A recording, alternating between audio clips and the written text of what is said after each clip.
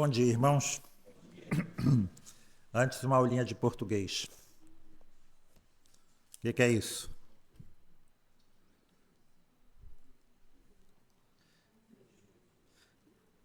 Aqui também a gente pode ver a palavra fascismo, do italiano fácil, que é um conjunto de espigas, né, de ramos de trigo, né, unidos num feixe, onde vem a palavra italiana fácil, aquele símbolo romano.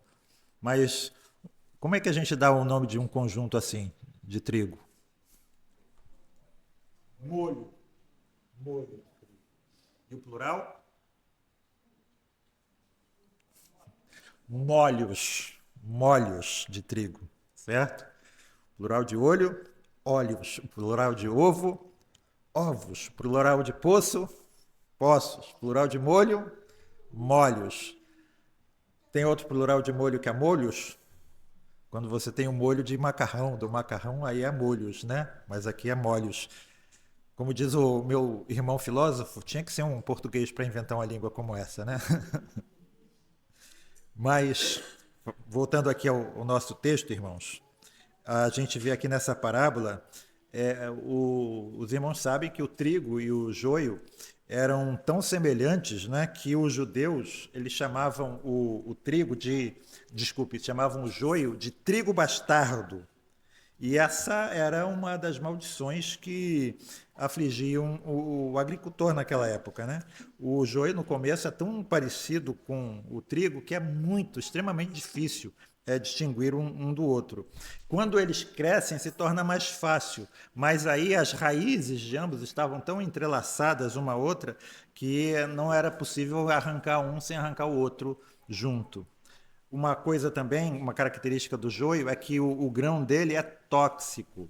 Ele, se comido, ele vai produzir enjoo, vai produzir náusea. Ele também tem um gosto muito amargo e desagradável.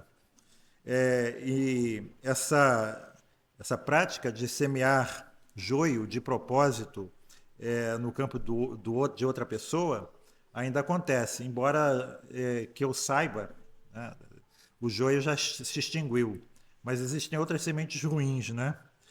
Na Índia, por exemplo, uma das ameaças que um homem pode fazer ao outro é exatamente essa: eu vou semear uma semente ruim no seu campo. E na época de Jesus, a lei romana tornava um crime fazer o que Jesus está dizendo aqui, do homem que semeou, né, o inimigo que semeia joio no campo do outro. Né? Então, essas figuras que Jesus usa aqui nessa parábola do trigo e joio eram figuras e práticas muito bem conhecidas pelo povo da Galiléia que escutou essa parábola da boca de Jesus pela primeira vez. Né? E essa parábola, irmãos, nos ensina pelo menos 5 coisas. Primeira coisa, Jesus nos ensina aqui que o poder do mal ele sempre está presente no mundo. Aliás, essa palavra aqui, mundo, e a gente vai ver muito depois na Bíblia, no comentário, na pregação, 1 João capítulo 5, aqui é cosmos, né? Então é a criação, é o universo, digamos assim. Então Jesus diz que o mal ele estará sempre presente no mundo, na criação, né? Que ele está à espreita, à procura de destruir a boa semente. Mas como nós vamos ver também na mensagem, irmãos, esse inimigo ele não é somente um inimigo externo a nós, ele também é um inimigo interno, ele está dentro de nós, que nós aprendemos é a nossa carne, ou seja, a natureza humana decaída, né? A natureza humana pecaminosa. Nós temos a influência do Espírito dentro de nós, né? Que ajuda essa boa semente da palavra de Deus a crescer e a dar fruto, mas nós também temos a influência da nossa própria natureza decaída que procura destruir a boa semente antes que ela possa produzir bom fruto. Então nós precisamos lembrar disso. Segundo lugar, segunda lição que Jesus nos ensina é que não é algo simples saber quem pertence ao reino e quem não pertence. Um homem pode parecer bom, mas no íntimo ele é mau. E um outro homem pode nos parecer mal aos nossos olhos, quando na realidade ele é bom. Muitas vezes nós confundimos fineza ou educação com bondade. Um homem pode ser mais rude nos seus modos e pode ter um coração bom, e um homem pode ser muito refinado e culto e pode ser profundamente mau. Os nazistas apreciavam muito música clássica e outras expressões artísticas, mas eram verdadeiros demônios, né?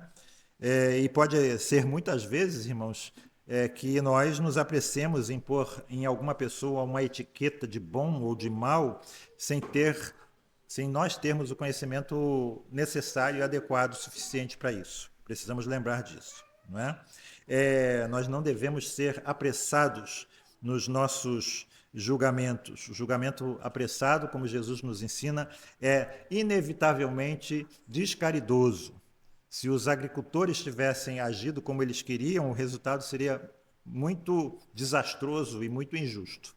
Terceiro lugar que Jesus nos ensina é que o julgamento vai ser efetuado no dia da colheita. No final, todas as pessoas vão ser julgadas, não por um ato ou por um período particular da vida delas, mas pela vida inteira delas, né? Uma pessoa pode cometer um pecado muito grave, mas pode se arrepender e pode transformar todo o resto da vida dela em algo bonito, em algo belo.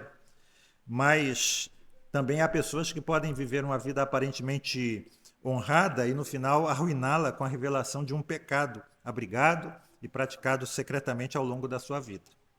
Em quarto lugar, Jesus nos ensina que o julgamento não se apressa, mas chega. Do ponto de vista meramente humano, parece que muitos homens escapam das consequências dos seus atos. Mas nós sabemos que existe uma vida depois dessa. Pode parecer que, do ponto de vista humano, que a bondade frequentemente não receba a sua recompensa, mas nós sabemos que há um mundo novo que vai corrigir a injustiça do velho.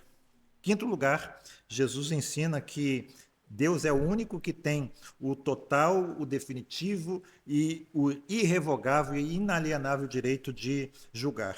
Deus é o único que pode discernir sem nenhuma única falha o bem e o mal. Deus é o único que vê o homem inteiro e a sua vida inteira. Ele é o supremo e o definitivo juiz.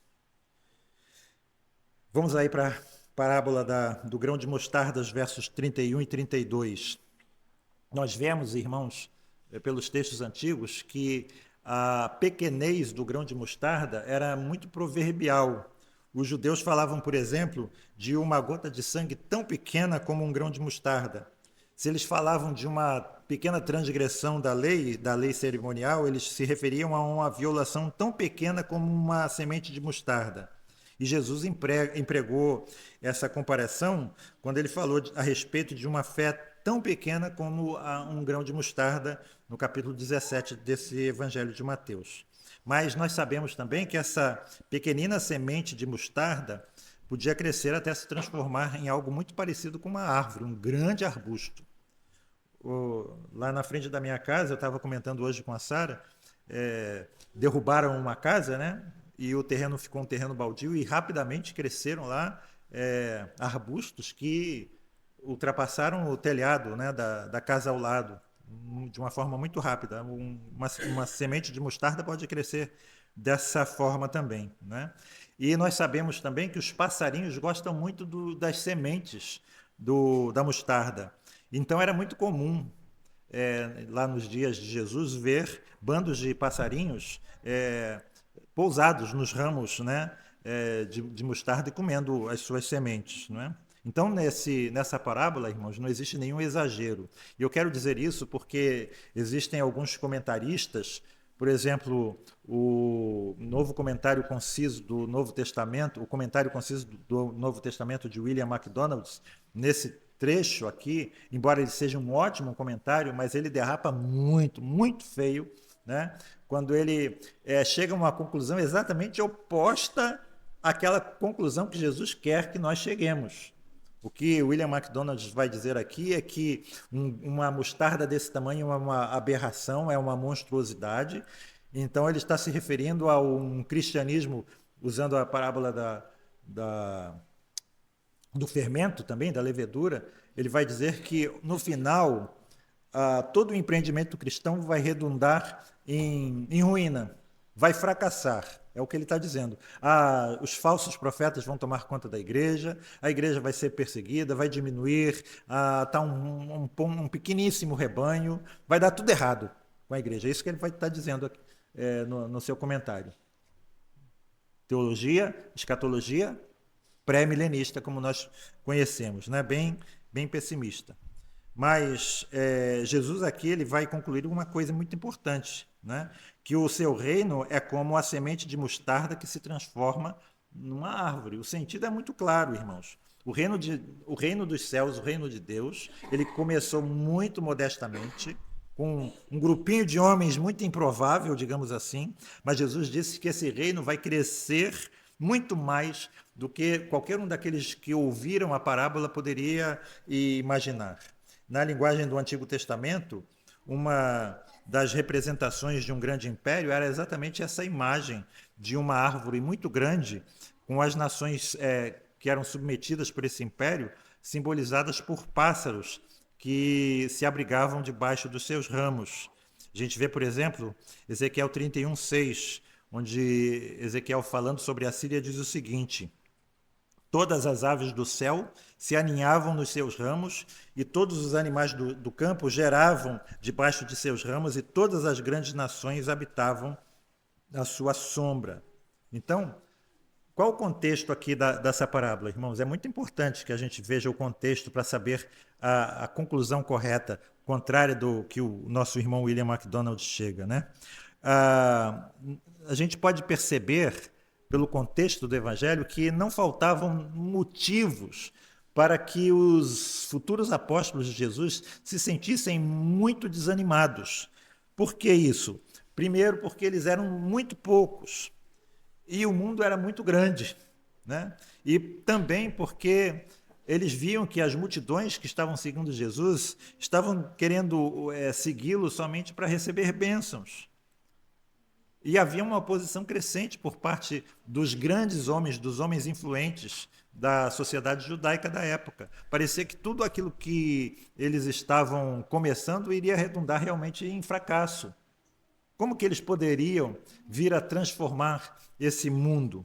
Então, nessa parábola, Jesus diz a eles, a nós, e também a todos os cristãos de todos os lugares e de todos os tempos, que nós não devemos nos intimidar com as muralhas altas que nós vemos, com a aparente grandeza e estatura dos homens que nos rodeiam, como o povo judeu se intimidou quando teve a oportunidade de entrar na terra prometida. Que cada um de nós saiba cumprir com seus deveres, com suas tarefas, no lugar em que Deus nos colocou, dar testemunho.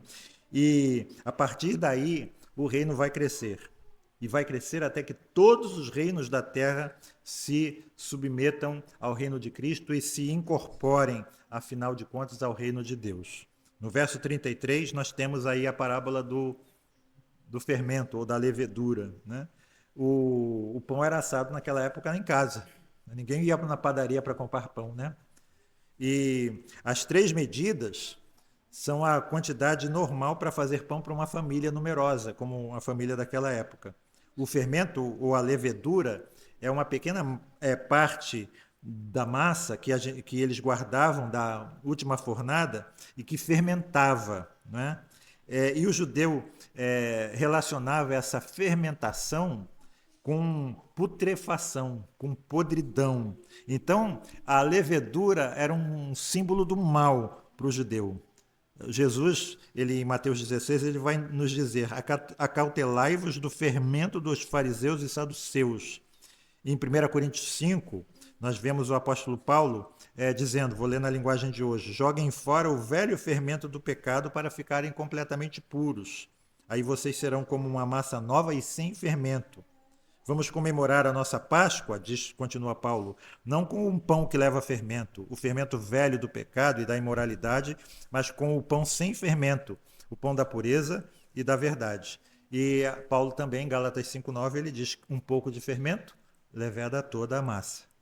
Uma das cerimônias de preparação para a festa da Páscoa era exatamente isso, procurar em todas as partes da casa qualquer partícula de levedura que pudesse haver, e eles queimavam toda a levedura, né, nesses dias. E pode ser, irmãos, que Jesus tenha escolhido essa ilustração da levedura de uma forma muito deliberada para que ele despertasse a atenção dos ouvintes. E ele está usando aqui o símbolo da levedura no sentido exatamente oposto ao usual. Né? No caso aqui, a levedura vai fazer algo bom e não algo mal. Na verdade, a levedura faz algo bom. Né? Ela faz com que um pão que não cresce, né, se transforme em um pão que fique suave e macio. Então, da mesma forma que a introdução da levedura produz uma transformação na massa, a chegada do reino vai produzir uma transformação na vida. E aqui eu queria falar sobre algumas transformações que o cristianismo efetua. Primeiro, nós vemos que ele efetua a transformação na vida da pessoa, do indivíduo. 1 Coríntios 6,10, o apóstolo Paulo faz uma lista aqui de dos tipos mais odiosos de pecado. Né? Nem os fornicadores, nem os idólatras, nem os adúlteros, nem os efeminados, nem os sodomitas, nem os ladrões, nem os avarentos, nem os bêbados, nem os maldizentes, nem os roubadores herdarão o reino de Deus. Mas no versículo 11 ele acrescenta: tais fostes alguns de vós, mas vós vos lavastes, mas fostes santificados, mas fostes justificados em o nome do Senhor Jesus Cristo e no Espírito do nosso Deus. Levedura transformando a massa. O reino de Deus, nós vemos na história, transformou a vida das mulheres. Eu já fui em uma sinagoga e li, com os meus olhos, que essa terra há de comer, eu li exatamente o que está escrito aqui. Na oração da manhã, o judeu agradecia a Deus por não tê-lo feito nascer gentio, escravo ou mulher. Eu estava lá no livrinho deles. Graças te dou, ó Altíssimo, por não ter sido feito mulher. Nós vemos que na civilização grega, a mulher não tinha importância nenhuma. Sobre Atenas, em sua melhor época, se dizia o seguinte: quando o jovem voltava para casa, não encontrava nenhum tipo de vida no lar. Seu pai quase nunca estava em casa, sua mãe era um ser sem importância que vivia nos gineceus, os aposentos das mulheres, e é provável que esse jovem visse a mãe muito pouco. No Oriente, era comum ver uma família viajando, o marido montado num burro, a esposa andando ao seu lado, frequentemente com a carga sobre os ombros. Então, é uma verdade histórica demonstrável que o cristianismo realmente transformou a vida da mulher. Nós vemos também o cristianismo transformando a vida dos fracos e dos doentes. No paganismo, no apogeu da civilização greco-romana, né, os fracos e os doentes eram considerados um incômodo. Em Esparta, quando um bebê nascia com um defeito, ele era sacrificado. Nós sabemos que o primeiro asilo para cegos foi criado por cristãos. O primeiro dispensário gratuito foi fundado por cristãos. O primeiro hospital de que se tem notícia foi fundado por cristãos. Então, o cristianismo, diz um comentário, foi a primeira religião que se interessou pelas coisas defeituosas que há na vida. O cristianismo transformou a vida dos velhos. Assim como os fracos, como os doentes, os velhos também eram considerados como um estorvo. Um escravo velho ou doente, ele era descartado como um traste. E o cristianismo foi a primeira religião que considerou os velhos como pessoas e não como trastes. O cristianismo também, irmãos, transformou a vida das crianças. No contexto do cristianismo primitivo, naquela civilização, o divórcio era tão comum que não era uma coisa estranha que uma mulher tivesse a cada ano um marido novo. Nessas circunstâncias, as crianças também eram consideradas como estorvos.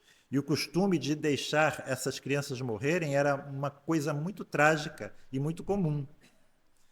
Tem uma carta muito conhecida, quem faz história sempre é apresentado essa carta, onde um tal Hilário, que tinha viajado a Alexandria, escreveu a sua mulher Alice, que tinha ficado em casa grávida. Abre aspas para Hilário. Se, com sorte, tens um filho, deixa-o viver. Se for uma menina, atira. Vocês podem imaginar o que atirar da onde, né? Então, irmãos, também não há como não demonstrar na história, a história mostra isso de forma muito indiscutível, que o cristianismo tem esse poder transformador, tanto na vida individual quanto na vida da sociedade. Nós falamos do mundo ocidental como a sociedade judaico-cristã, né?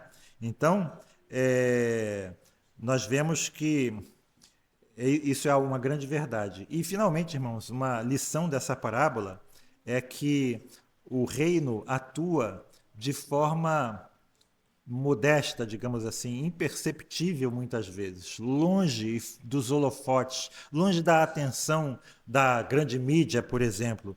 Nós não podemos ver como a levedura trabalha na massa. Ela não faz barulho, não é? Quem põe uma massa para crescer faz algum tipo de barulho, ela se desenvolve de forma imperceptível, mas contínua. Então, isso significa que nós devemos ver as coisas, irmãos, a longo prazo, que nós devemos ter em conta os séculos da história para que possamos ver o progresso contínuo do reino. Então, nós sabemos que é inevitável que o poder de Deus vai levar a cabo esse propósito. Essa parábola ensina que o reino cresce sempre sem ser visto, embora possa haver momentos na história em que a obra do reino se torna tão evidente e tão claramente poderosa que todos podem vê-la. Que Deus abençoe a leitura da sua palavra, irmãos. Amém.